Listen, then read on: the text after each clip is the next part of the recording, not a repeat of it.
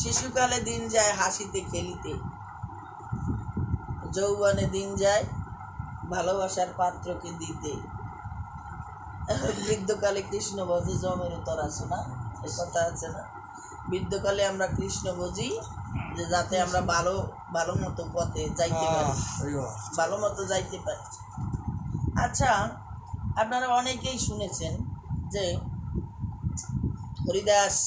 হরিদাস ঠাকুর লক্ষ্মীরা তার কাছে এসেছিল, মানে ওই নাম, এ কথা অনেকবার অনেকের কাছে বিভিন্নভাবে আপনারা শুনছেন না। হরিদাস কি অপরাধ করেছিল? গো হরণ করেছিল আর বৃন্দাবনের রাখালগণদের চুরি করেছিল, এই অপরাধ ছিল। এই অপরাধে শাস্তি কি হলো? শাস্তি হলো যে আমি আর তোমার মুখ দর্শন করব না। গোবিন্দ বলছে আমি তোমার আর মুখ দর্শন করব না। তখন ব্রহ্মা অনেক তপস্যা করে, অনেক প্রার্থনা করে, অনেক কিছু মানে গোবিন্দের কাছে আরতি জানালেন যে প্রভু, আমি তো চিনতে পারি না যে তুমি এই যে ভগবান। আমি নেত্র ঘুরায় দেখলাম ত্রিজগতে, কোথাও তোমাকে দেখি না।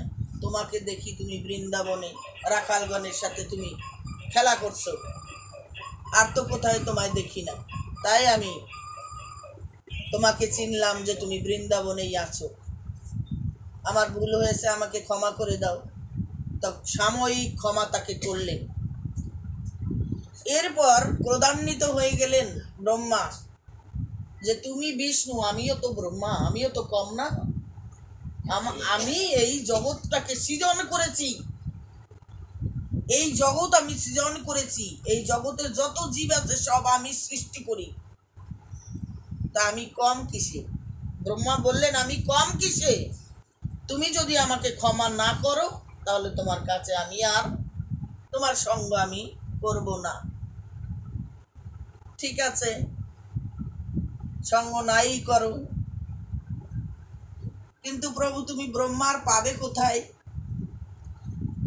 আমি যদি তোমার সৃষ্টি কাজ না করি তাহলে তুমি এই সৃষ্টি কাজ কাকে দিয়ে আর করাবে? কে আর করতে পারে? কার আর এমন ক্ষমতা আছে?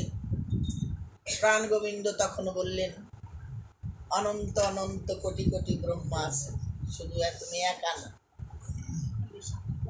এই পৃথিবী যতবার আসছে গেছে, যতবার আসছে, এই দাপর যুগ যতবার আসছে, প্রত্যেকবারই এক একজন ব্রহ্মা ছিল, এক একজন, প্রত্যেকবার এক একজন